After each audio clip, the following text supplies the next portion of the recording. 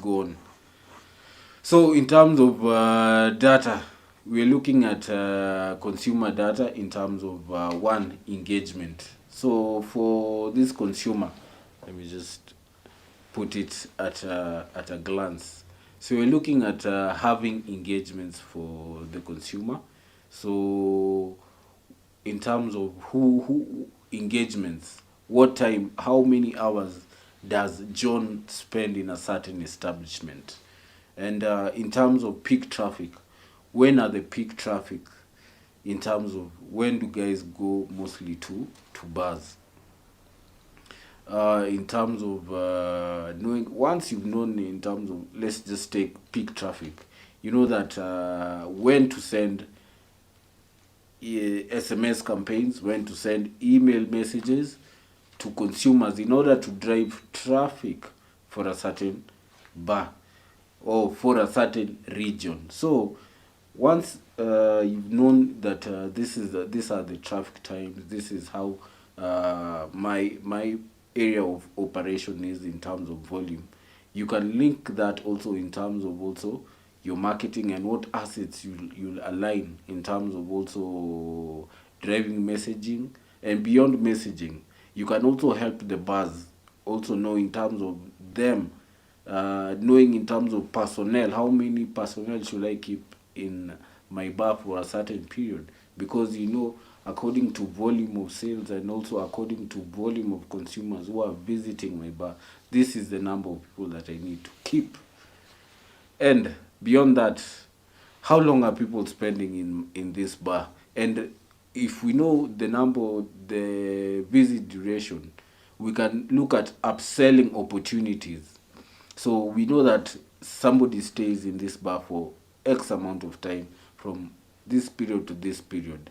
And we can look it at a more granular level.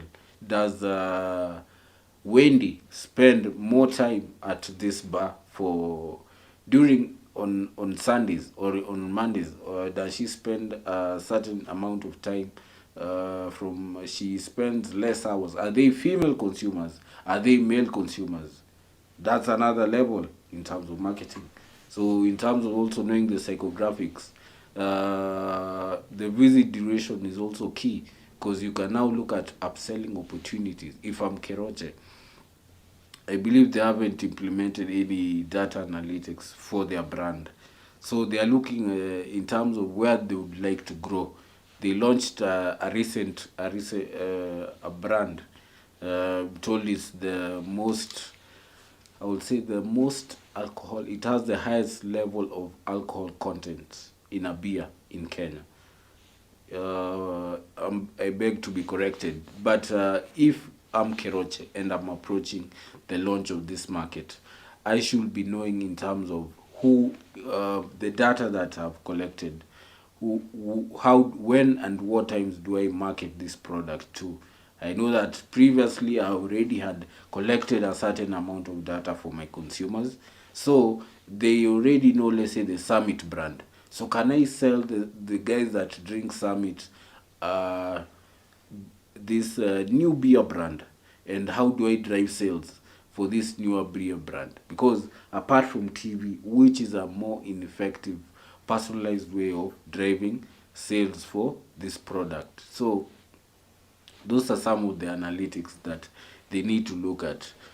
Beyond that, they can be looking at also repeat rates. Repeat rates, that is also one of the key things that they need to be looking at in terms of repeat rates. Repeat rates, why do I mention repeat rates? Repeat rates is loyalty. So how loyal is this person to a certain establishment? How many times does he visit back? And during what periods also? So customer loyalty, will be looking at how do we increase our loyalty. If you're looking at loyalty, we're looking at selling more volumes. More volumes, it means also more profits. So how do we measure loyalty? Because loyalty at a personalized, let's say, or rather in terms of a geolocational space, is needs to be captured. And how do we measure it? So that is also another key aspect of my consultation, which you can see me on the side. But I'd put it out there. Let me just share the knowledge in terms of also capturing loyalty. In terms of the repeat visits, you should be able to measure the repeat visits of your consumers on a daily basis, or on a weekly basis, or on a weekend basis. So once you've known that this consumer is my loyal consumer, and this is the brands that he prefers, we are able to also bring him more features, or rather more campaigns that personally align towards his needs and his wants. Because once you know that this person is a loyal consumer, he's more likely to bring more other people to the brand because of his affinity and his affiliation with the brand. So what promotional offers can we offer him in order for us to use him as a brand ambassador of our brand? So as I've said, knowing the customer on a personal level is one of the key things that needs to be identified and needs to be harnessed. Do we know the consumer by his name? Do we know that he visits my bar at a certain time, or do we know that he usually comes, or he's a frequent visitor during this period? Do we know that, let's say, he usually visits different spots in terms of in a geolocational space? So also geographic data, and that is something that also Google does very well in terms of knowing your geolocational data. And also say people like Glovo, people who also are using their, because Glovo uses their geolocational data to also know in terms of knowing which subsets of customers that they do have. So do they have more male customers, more female customers in this region?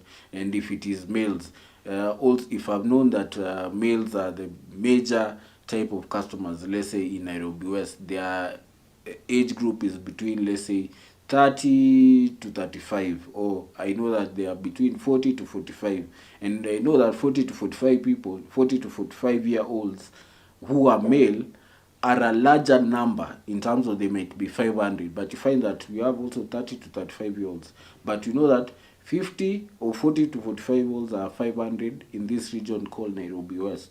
So how does this also affect us? It affects us because of the marketing or the billboard that we'll put in that area will be mostly targeting these 40 to 45-year-olds, because I know that is my key segment that I need to target to.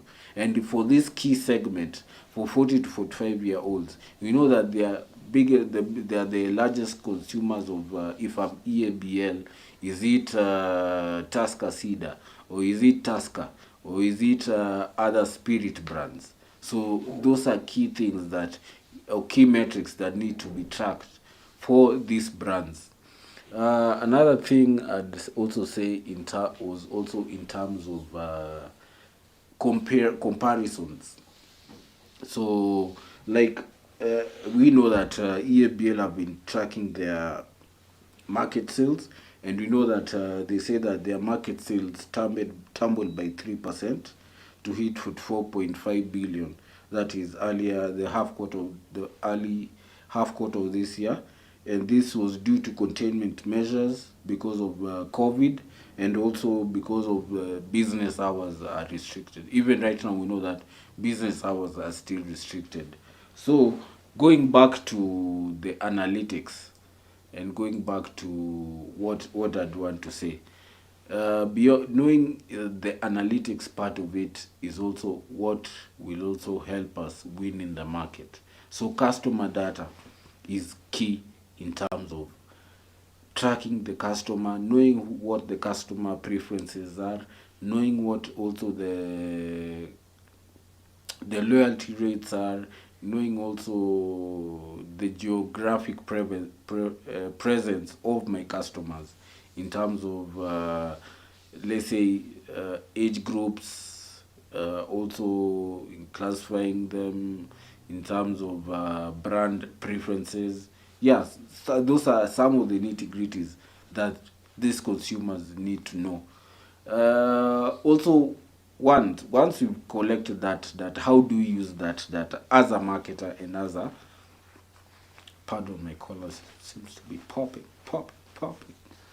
So, as I'm saying, once you've collected this data, how is this data valuable? The data is valuable now in terms of now forming and crafting efficient marketing campaigns. Efficient marketing campaigns, not that we're just marketing for the sake of marketing. We are marketing to drive a certain metric. So we know that market sales dropped for EABL. This is due to containment measures and because of restrictions of bar hours. So if I'm EABL, once I know that I've collected this data, let's say of a certain segment in a certain geographic area, I would need to be now going towards now targeting these consumers.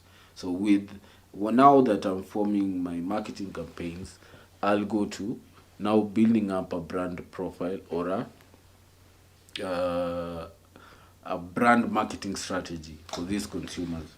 So let me just share an example of what I mean. Yeah, so something like this. So this is John in terms of an age profile. We know that John is between, let's say we can assign him a value of between 20 years. Is between 20, you can say in terms of 20 to 40 years. In terms of also the number of visits that he has done to this area, we should be looking at John has visited this area. Is it greater than 2 times, greater than 5 times? In terms of this is who we need to target, and he's a male, so that is one of the key demographics that we'll target going into this marketing campaign.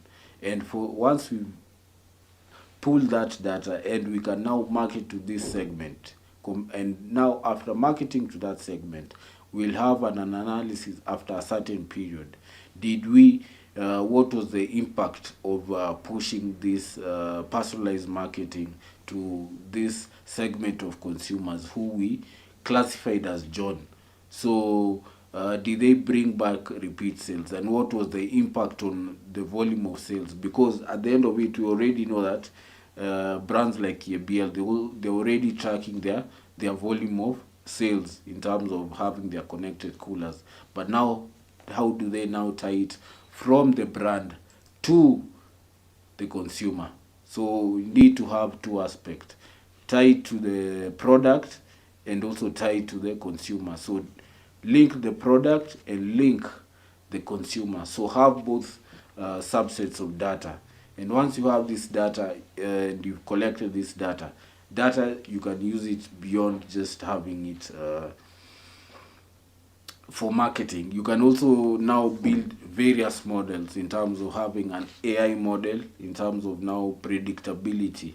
So you can also do predictions in terms of also we are looking at if this period we are going to be having a period of restrictions, and if our previous sales have dropped by this much, what is the future forecast of our sales? And once we've seen our future forecast of our sales using an AI model, what can we do to change this forecast? Can we do something in terms of marketing and promotion, in terms of driving sales of a particular brand? Is it, what can we do in regards to e-commerce? What can we do to according to our can beer category? What can we do also in regards to our spirits category? So how do we drive sales for that? How do we also drive sales for different brand portfolios, so that we because of measuring using the AI model and it has given a prediction, we can change those forecasts. Did the AI model predict lower sales? Did it predict average sales according to, because of the data that we put into the model? Yeah, so those are some of the things that we can use customer data. So I believe that beyond this is just an example, but there are many other factors that EABL and Keroche. I believe Keroche is also not far behind, but they need to invest in products that measure their data, because the consumer is the person who drives the consumption of the product. So for EABL, they started well with measuring their volumes. I believe they've done that for so long. But how do they now measure their consumers? How do they track the consumers? How do they also change their perceptions, change their affinity towards their brand, regardless of a lockdown, or either if a lockdown is there or not? So that has been part one. Thank you for listening to my rant. My name is Sydney Sino. If you didn't get my name. So what I deal with customer data and analytics. So on a granular level, you can send me an email, or you can contact me on 0787 0787-455-836.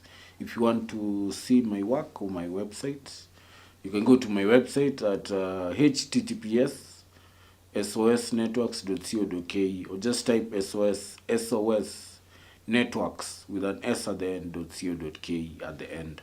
Yeah, and yeah, look forward to giving you more value, more information on how you can use customer data in your business, not just also for big brands. Next time I'll also do for smaller. We can also do for restaurants. So just hit me up in the comments if you have anything to say. Let me see if I had. If you have, you also want to see me just for advice. Yeah, I'm here. So cheers, and thanks for listening to me, and I appreciate you.